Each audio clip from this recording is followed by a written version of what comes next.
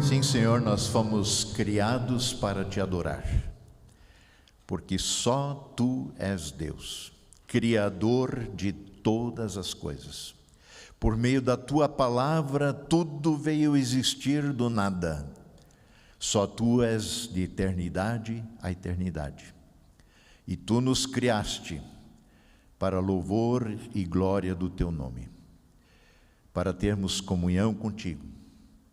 Também agora, Senhor, queremos nos aquietar para ouvir a Tua voz, que é muito diferente da minha. Senhor, por isso vem de forma clara, manifesta o Teu querer. Fala aos nossos corações, que Teu Espírito Santo acesse o nosso coração, a nossa mente, e transforme-nos em nosso viver diante do Senhor e diante desse mundo, diante do próximo. Assim nós agradecemos por tudo que Tens preparado para nós. Em nome de Jesus, amém. Podemos sentar.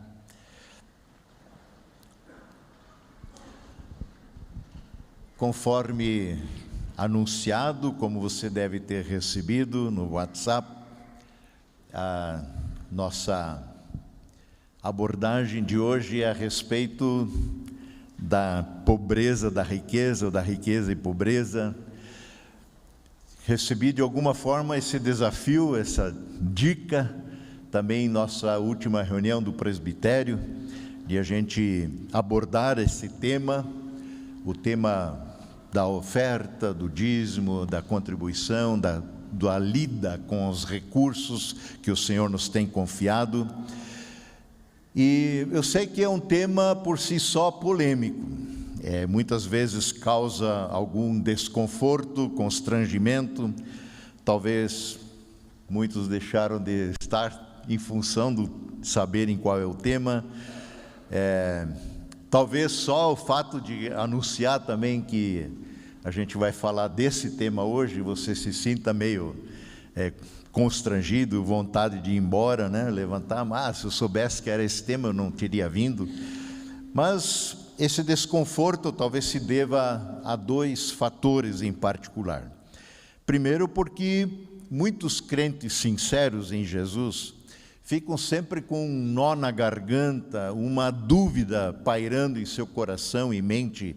Será que eu estou lidando corretamente com a riqueza, com os bens, com tudo que Deus nos deu e nos confiou? Será que não estou fracassando na minha responsabilidade como crente em Cristo de ajudar o próximo, de investir na causa do reino de Deus, através também de ofertas e dízimos? E uma segunda razão, por outro lado, pode ser que muitos crentes sinceros também se assustam com o pensamento de que o seu serviço na causa do reino talvez fosse melhor se fossem mais pobres. E essa é uma tendência também que existe na perspectiva da fé. Ou pelo menos, se possuíssemos apenas o necessário, seria mais fácil de confiar no Senhor e não nas coisas que temos. Ou seja, por trás dessas questões está a seguinte ideia: será que os bens materiais, a riqueza que nos foi confiada, é por si só realmente mal?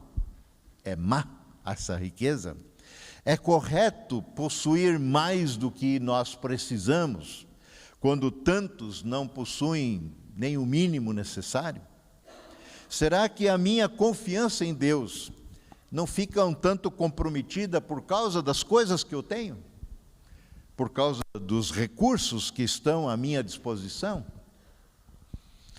Não seríamos, quem sabe, mais livres para servir a Deus se não tivéssemos que investir tanto tempo, tanta energia, tanto esforço para gerir, administrar e manter o que temos? Não deveríamos ser como Jesus recomenda a olharmos: olhem as aves dos céus, porque eles não semeiam, não colhem, não ajuntam em celeiros, contudo o Pai Celeste cuida delas. Lá no fundo a gente concorda plenamente com as palavras de Jesus, que isso é assim mesmo. A gente, eu acho que crê a respeito dessa palavra em relação a muitas coisas. Mas talvez em relação à questão financeira, a gente coloca algumas coisas sob suspeita. Mas não é irresponsável viver como os passarinhos? Mas, por outro lado, a gente pensa, pois é, isso seria, quem sabe, uma fé mais autêntica, porque de fato dependemos do Senhor. Contudo, dizemos também, pois é, eu lamento muito, eu sei que isso é assim, está na Bíblia, mas jamais vou conseguir viver desse jeito. Dallas Willard, é um autor de bons livros teológicos, ele diz o seguinte: a idealização da pobreza é uma das mais perigosas ilusões dos cristãos no mundo contemporâneo. A idealização da pobreza. Isso não quer dizer que eu vou hoje fazer uma apologia, uma defesa da riqueza do nosso status quo. Não é isso, não é essa a intenção. Nossa intenção é simplesmente abordar o tema da pobreza, da riqueza, pobreza, numa perspectiva bíblica. Abrir as Escrituras, porque elas não silenciam a respeito. Aliás, é o segundo tema que mais referências bíblicas tem, é a forma como nós lidamos com as coisas que Deus nos confiou. Que por um lado, a Bíblia não apregoa, não defende, por assim dizer, que a riqueza sempre é sinal de bênção de Deus. A Bíblia não faz isso. Como falamos aqui, por último, na minha última abordagem a respeito da vida de Jó, mencionei que existe aqui uma indicação de trabalharmos esse tema, quando mencionamos que Jó era um homem muito abençoado por Deus, porque temia ao Senhor, obedecia ao Senhor, e tinha grandes posses e riquezas à sua disposição, que foi questionado pelo próprio Satanás, dizendo: ele só te teme, só anda contigo, te obedece, te adora, porque você o cerca de todo cuidado e lhe dá tudo o que ele precisa.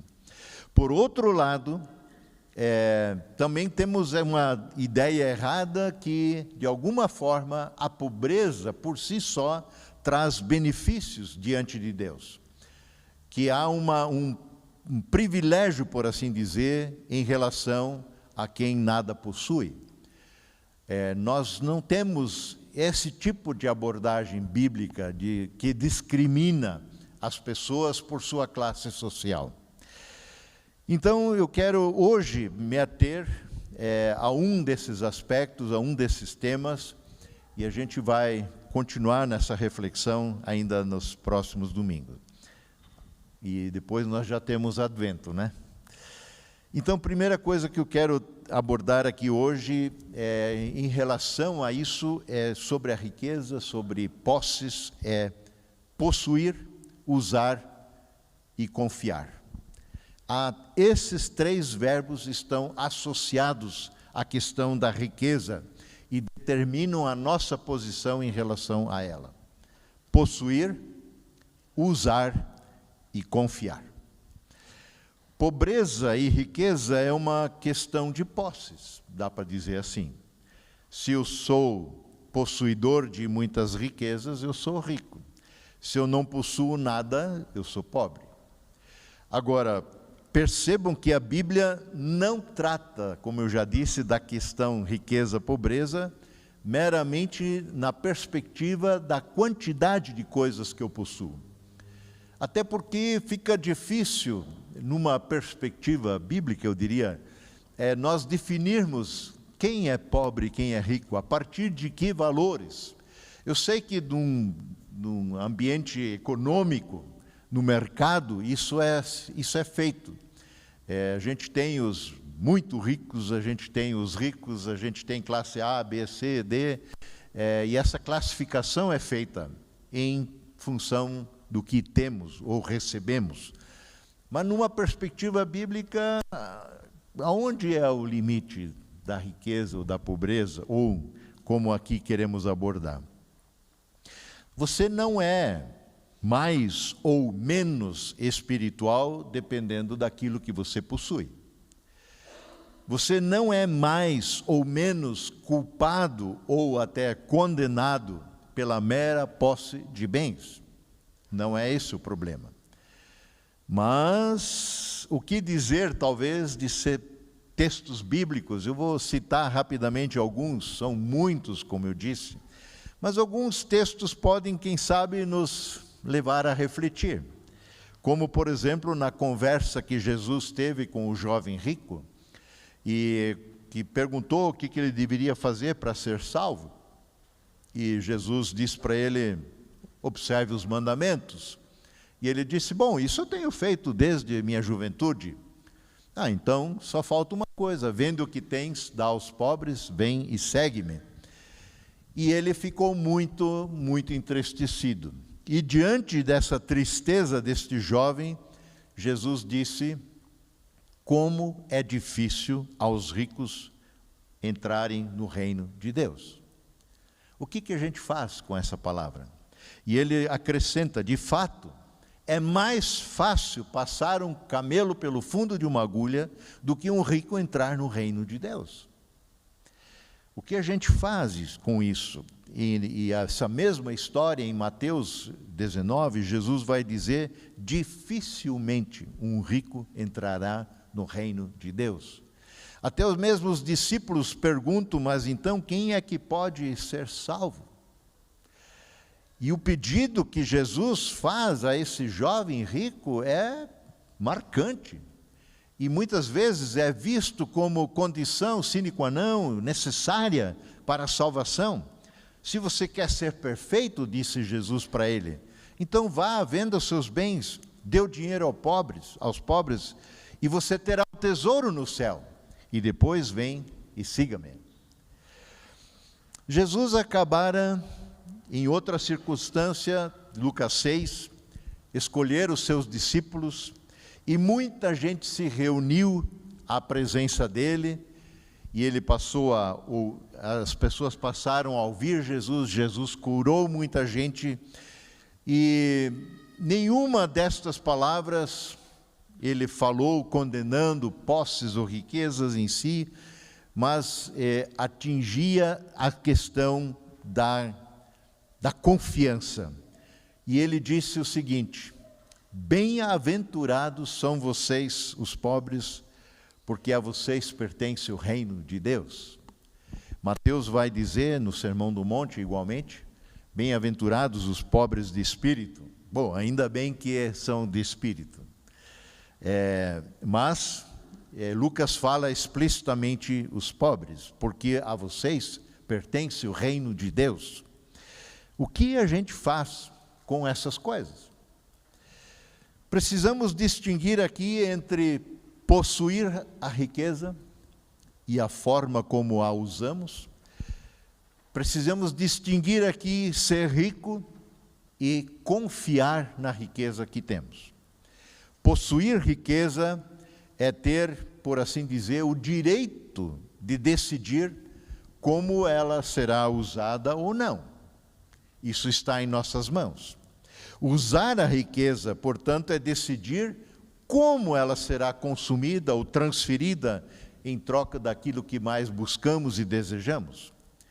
Agora, confiar na riqueza é quando a riqueza nos possui, quando o nosso coração está apegado a ela, quando a nossa vida é colocada em total confiança e dependência daquilo que possuímos, quando dependemos dela para obter e assegurar qualquer coisa que desejamos. É pensar que a riqueza nos trará alegria, bem-estar, felicidade, e supor que estamos seguros porque temos o suficiente. Temos bom plano de saúde, temos dinheiro suficiente para pagar um bom hospital, bons médicos, cuidarem da gente, para não faltar comida à mesa. Enfim, damos conta da vida. Em Lucas 12, Jesus vai questionar um pouco essa situação daquele que depois teve uma grande colheita, seus celeiros já cheios não podiam mais acolher essa colheita toda, ele derrubou, construiu celeiros maiores, guardou tudo ali e disse para sua alma: agora você tem que chegar, coma, beba, regala-te, alegra-te, porque tua vida está segura. E aí vem a palavra de Deus a este e diz: louco, insensato, e essa noite te pedirão a tua alma, e o que tens para quem será, para quem está preparado? Não são celeiros cheios, não são contas bancárias gordas, não são aplicações suficientes para nos manter até o resto da vida, não que nos fazem melhores do que os outros, que nos asseguram a felicidade, em detrimento daqueles que nada possuem. Confiar, amar, servir à riqueza, parece um progresso lógico. Confiamos nela, passamos a amar essa riqueza e passamos a servi-la, porque ela se torna, na verdade, um Deus, de letra minúscula. Ela se torna um ídolo na nossa vida. Vivemos em função dela, servimos a ela nas mesmas condições que um Deus demanda de nós.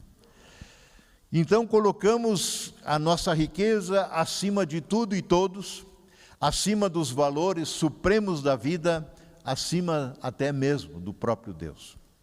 E aqui fica claro que podemos possuir bens sem usá-los, possuir bens sem confiar neles.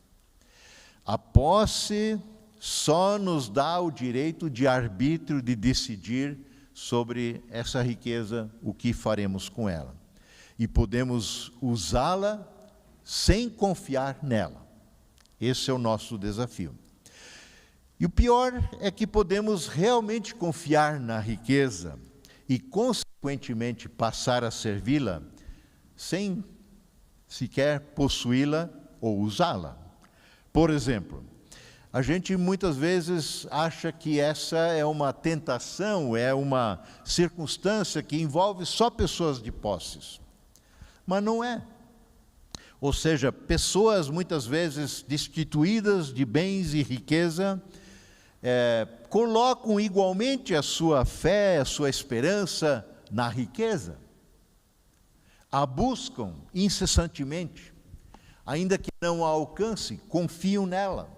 Por isso se desdobram ou usam de subterfúgios para consegui-la, porque confiam que na riqueza está a sua felicidade, a razão da vida, e que mesmo não possuindo riqueza, nem podendo usá-la, por essa razão talvez encontram-se entre as pessoas mais infelizes da terra. E por que não podemos e nem devemos confiar na riqueza? E aqui eu queria ler de 1 Timóteo, capítulo 6, versos 6 a 10, e acrescentar algumas ideias, alguns pensamentos. 1 Timóteo 6, 6 a 10 diz assim: mas é grande o ganho. Eu leio essa frase primeiro na NVI, eu já vou para a NVT. É grande o ganho, é grande ganho a piedade com contentamento. Ou na NVT, de Nova Versão Transformadora, diz: no entanto, a devoção acompanhada de contentamento, ou seja, a piedade acompanhada de contentamento, é em si mesma grande riqueza. É em si mesma grande riqueza. Afinal, não trouxemos nada conosco quando viemos ao mundo, e nada levaremos quando deixarmos esse mundo. Portanto, se temos alimento e se temos roupa, estejamos contentes. Mas aqueles que desejam enriquecer caem em tentações, caem em armadilhas e caem em muitos desejos tolos e nocivos que os levam à ruína e à destruição. Pois, e aqui está a conclusão de Paulo, pois o amor ao dinheiro é a raiz de todo o mal. E alguns, por tanto desejarem o dinheiro, desviaram-se da fé e afligiram a si mesmos com muitos sofrimentos. Vejam que Paulo tem claro para si de que o problema em si não é o dinheiro, mas é o amor a ele dedicado, que é indevido, que não é desejado pelo Senhor, que na verdade é idolatria, porque o mandamento por excelência é que amemos o Senhor Deus acima de todas as coisas, com toda a alma, força, entendimento, e o nosso próximo como a nós mesmos. Não é ao dinheiro, não é à riqueza, não é às coisas. Jó não vivia assim. Quando Jó foi testado por Deus, permitindo que Satanás tirasse tudo que ele tinha, ainda assim ele não pecou, porque ele tinha essa convicção, como aqui acabamos de ler: nu eu vim ao mundo e nu eu saio daqui, não levo nada. Ainda assim o nome do Senhor seja louvado. A nossa espiritualidade, a nossa devoção, a nossa piedade não pode ser medida, aferida pela nossa conta bancária. E aqui surge um outro binômio muito importante: pobreza versus injustiça. Aqui não diz que todo rico é corrupto. Aqui não diz que todo rico é injusto, que todo rico ama o dinheiro, que todo rico explora as pessoas, como é apregoado em certas ideologias. Alguns ricos certamente lesam pessoas ativamente, lesam pessoas com a sua ganância, lesam pessoas no processo como adquirem os bens, porque passam por cima, lesam pessoas na forma que usam para manter os seus bens, porque o que importa é a manutenção daquilo que tem, e não se importam com mais ninguém. Outros ainda lesam pessoas, o próximo, passivamente, não tão ativamente, mas igualmente lesam, permitindo que o outro sofra sem se importar com ele, permitindo que eles vivem à margem, e a gente não olha, não atravessa a rua, não compartilha a sua riqueza, não a disponibiliza para que o outro possa também ser amenizado em seu sofrimento. Ninguém precisa ser um expert para perceber que há uma enorme desigualdade na distribuição de bens e riquezas, de recursos, não só em nosso país, mas isso é mundo afora. Porque essa é a realidade humana do ser humano caído pela queda. Somos egoístas, pensamos em nós mesmos.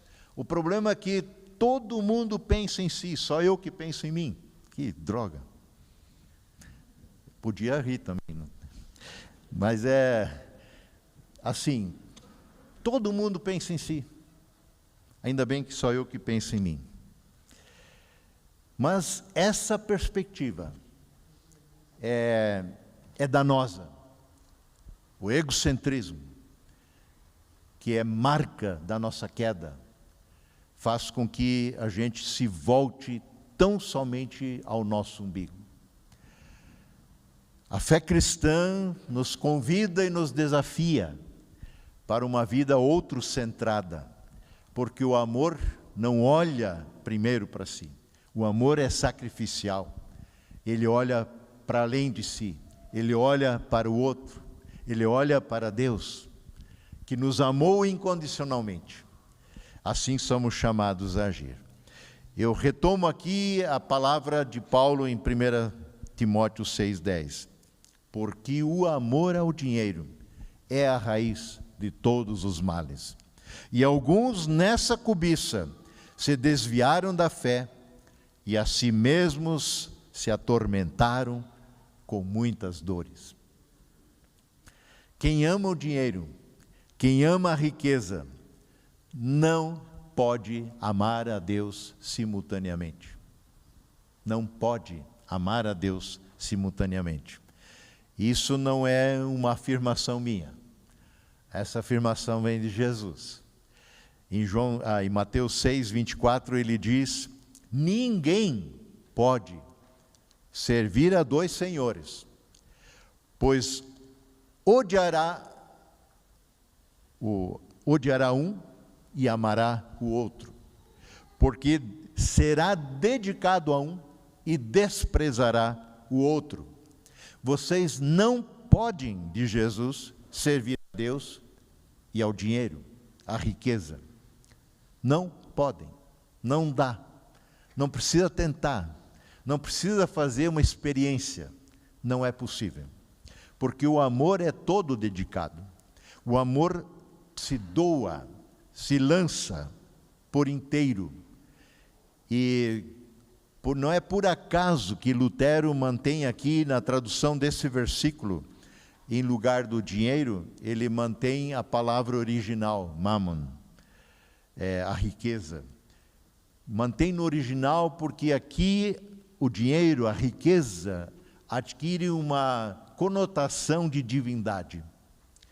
Ele quer disputar com Deus o mesmo espaço de dedicação e de amor. Consequentemente, temos aqui então um outro nó, um outro enrosco em nossa vida.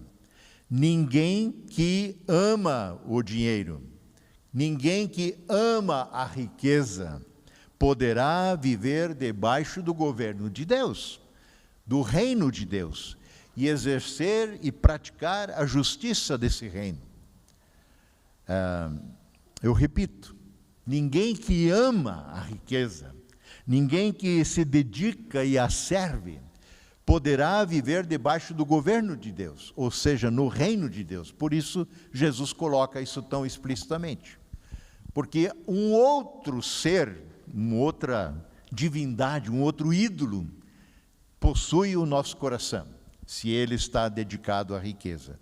E, obviamente, não poderei exercer e praticar a justiça desse reino.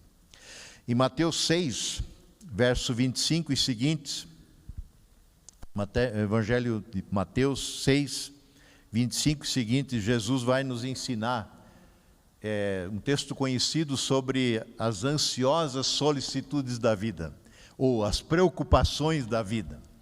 Eu sei que é conhecido esse texto, provavelmente você já ouviu alguma vez. E ele diz assim: por isso eu, Jesus, lhes digo que não se preocupem com a vida diária, se terão o suficiente para comer, beber ou vestir. A vida não é mais do que a comida. A vida não é mais do que a comida. Claro que precisamos de comida para viver. Mas Jesus deixou muito claro, e isso ele cita já o Antigo Testamento, que não só de pão viverá o homem, mas de toda palavra que procede da boca de Deus. Não é a comida mais do que a vida, ou a vida não é mais que comida, e o corpo não é muito mais do que apenas roupa? Observem os pássaros. Eles não plantam, nem colhem, nem guardam alimento em celeiros, pois o seu Pai Celestial os alimenta. Acaso vocês não são muito mais valiosos do que os pássaros? Claro que somos. Ele nos criou como coroa da sua criação, nos criou a sua imagem e semelhança. Qual de vocês, por mais preocupado, ansioso que esteja, pode acrescentar 1 hora à sua vida? Um côvado, como diz no Almeida. Não conseguimos prolongar a nossa vida. Pode contratar os melhores médicos possíveis. Nossa vida é finita, ela tem prazo, ela tem seu tempo. E por que então se preocupar com a roupa? Observem como crescem os lírios do campo. Não trabalham nem fazem roupas, e no entanto, nem Salomão, em toda a sua glória, esplendor e riqueza que ele tinha, se vestiu como qualquer um desses lírios. E se Deus veste com tamanha beleza as flores silvestres, que hoje estão aqui e amanhã são lançadas no fogo, não será muito mais generoso com vocês, gente de pequena fé? Portanto, conclui Jesus, não se preocupem, não se preocupem, dizendo, o que vamos comer? O que vamos beber? O que vamos vestir? Essas coisas ocupam o pensamento do pagão, do incrédulo. Mas seu Pai Celestial sabe do que vocês precisam. Ele cuida de vocês, Ele zela por nós, Ele nos conhece e providencia. Busquem, portanto, em primeiro lugar, o reino de Deus, o governo de Deus sobre nós. Busquem, portanto, em primeiro lugar, a sua justiça. E todas essas coisas, objeto de nossa preocupação e foco principal, muitas vezes, lhes serão dadas, acrescentadas. E em Mateus 5, então Jesus adverte seriamente os seus discípulos e diz, eu os advirto, a menos que a justiça de vocês, a prática da boa obra de Deus, fazer a vontade de Deus, a menos que a justiça de vocês supere em muito a justiça dos mestres da lei e dos fariseus, que eram zelosos cumpridores da lei, se não excederem muito, vocês jamais entrarão no reino dos céus. Mas o que é exercer a justiça do reino de Deus? Em Mateus 5 ainda, versos 43 a 48 diz assim, só um exemplo do que é exceder a justiça daqueles, ou seja, a prática da lei e da vontade de Deus pelos religiosos judeus. Diz assim Jesus, vocês ouviram o que foi dito, ame o seu próximo e odeie seu inimigo. Eu, porém, lhes digo, amem os seus inimigos e orem por aqueles que lhes perseguem. Essa é uma abordagem completamente diferente que tem motivado, por exemplo, a presente guerra novamente lá no Oriente Médio. Judeus e palestinos, porque a perspectiva é do olho por olho, eu tenho direito de revidar, dente por dente. A justiça que Jesus propõe não é amar os que nos amam e odiar o inimigo, mas amem os seus inimigos, orem por aqueles que lhes perseguem. Se alguém te bate numa face, volte a outra. Por isso, nessa perspectiva, a exercer a justiça, fazer a justiça de Deus, a vontade de Deus, tem que superar em muito do que o simples cumprimento da lei do Antigo Testamento. E Jesus segue dizendo, desse modo, vocês agirão como verdadeiros filhos de seu Pai Celestial, o Pai que está nos céus. Porque Ele dá a luz do sol tanto sobre maus como bons, e Ele faz chover tanto sobre justos e injustos. Ele não discrimina. Se amarem apenas aqueles que os amam, segue Jesus, que recompensa vocês receberão? Até os cobradores de impostos, os piores pecadores do seu tempo, fazem isso. Se vocês apenas cumprirem ou cumprimentarem os seus amigos, o que vocês estão fazendo demais? Pergunta Jesus. Até os gentios, os pagãos, fazem isso. Não há nada demais em amar quem é amável, em cumprimentar quem nos cumprimenta, em fazer ao bem a quem nos retribui. Portanto, diz Jesus, e ele coloca isso como quase conclusão, sejam perfeitos, como perfeito é o Pai Celestial de vocês.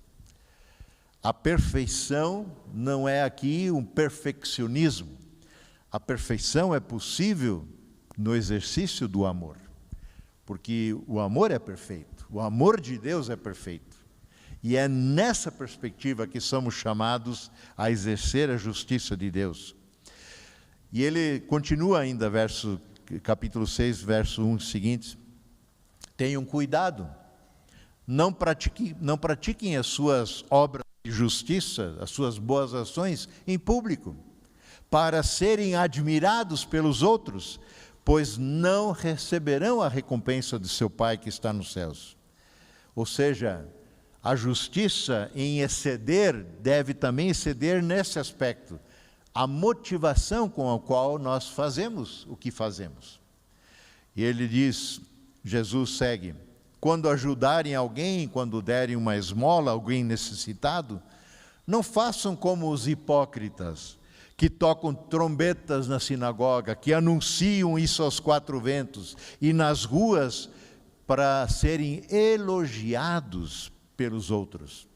E eu lhes digo a verdade, eles não receberão outra recompensa além dessa, de serem elogiados, porque é o que eles queriam e é o que receberam. Mas, diz Jesus, quando você ajudar alguém, quando você der a sua esmola, não deixe que a esquerda fique sabendo o que a direita fez, a sua mão direita, a sua mão esquerda fique sabendo. Deem sua ajuda em segredo, e seu Pai, que observa em segredo, os recompensará. Esse é o padrão do exercício da justiça de Deus, segundo os critérios que Jesus nos apresenta. Lembram então? Posse, uso, confiança. Muitos ricos, aparentemente, fazem grandes obras de caridade. Chamam a imprensa, preenchem o cheque em público, fazem o repasse oficial a alguma instituição que cuida de crianças e assim por diante, e aí anunciam isso aos quatro ventos, para serem aplaudidos. Podemos chamar isso de exercer a justiça do reino de Deus?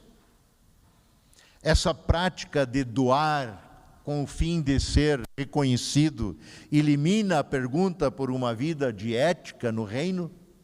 O fato de eu doar me libera quanto à forma como eu consegui os recursos? Ou seja, como a pessoa adquiriu e mantém a sua riqueza, está tudo ok, contanto que ela dê, contanto que ela oferte? É tipo Robin Hood, que rouba do rico para dar para os pobres, então o seu roubo é justificado? A forma como a pessoa usa e utiliza a sua riqueza está ok se ela oferta? Pessoas ricas cuja vida não estão debaixo do governo de Deus, efetivamente não exercem a justiça requerida no reino de Deus. Porque o foco são elas mesmas. O foco é elas serem promovidas, elas serem reconhecidas, elas serem aplaudidas pelo que fazem. Vivem ainda assim num luxo muitas vezes imoral, exploram as demais pessoas, especialmente os que nada têm, e investem de maneira a beneficiar práticas perniciosas ou pessoas perversas, investem nisso, usam a riqueza em prejuízo do seu próprio corpo, da sua própria alma, dos seus familiares, porque tudo isso vem depois. A riqueza vem antes. E além do mais, a questão da riqueza e pobreza, que aqui estamos tratando, não atinge só a dimensão pessoal. Ela chega até os alicerces da ordem social. Atinge ideologias, economias, governos, nações, inclusive religiões. E esta é uma questão tão séria e tão abrangente, por isso que a Bíblia nunca se cala, nunca silencia a respeito desse tema, porque ele também adentra até mesmo a questão religiosa, vamos dizer assim. Agora, muito pelo contrário, aí nós temos uma outra perspectiva.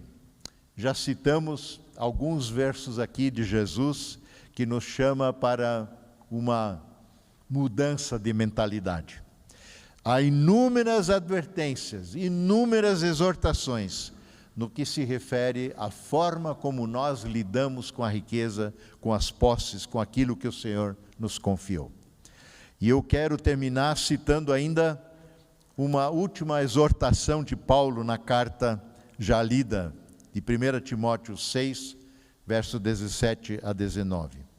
Paulo diz assim, então, recomenda ao seu jovem pastor Timóteo: ordene, diz ele, ensine, ordene aos que são ricos no presente mundo, nesta era. Ordene a eles que não sejam arrogantes. Não sejam arrogantes. A gente falou, eu falei aqui nos últimos 6 cultos que aqui falei, a respeito dessa questão de sermos quebrantados na nossa arrogância, na nossa pretensão, na nossa soberba. E o dinheiro, a riqueza, torna muitas pessoas arrogantes, porque elas confiam nas posses que têm. Essa frase geralmente vem da boca de pessoas assim: você sabe com quem está falando? Você sabe com quem está lidando? Ordene para que os que têm recursos não sejam arrogantes, nem ponham a sua esperança na incerteza da riqueza, porque hoje você tem, amanhã quem sabe, mas que coloquem a sua esperança em Deus, que de tudo nos provê ricamente para a nossa satisfação. Ordene ainda a estes que têm riqueza, que pratiquem o bem, sejam ricos, mas em boas obras, que sejam generosos no dar, prontos a repartir. Dessa forma, eles acumularão um tesouro para si mesmos, com um firme fundamento, para a era que há de vir, um tesouro no céu. E assim alcançarão a verdadeira vida. Então, no que consiste essa exortação de Paulo? Não é no sentido de que a gente se desfaça da riqueza, das posses, mas que não sejamos orgulhosos. Nem depositemos a nossa confiança e nossa esperança na riqueza que temos, mas que confiemos plenamente no Senhor, que pratiquemos o bem, que sejamos generosos em dar, prontos em repartir, prontos a ofertar. A nossa contribuição como membros da comunidade, o nosso dízimo como membros da comunidade, a nossa oferta recolhida em culto, ela precisa ser generosa, porque a generosidade é a marca do próprio Senhor, que é generoso.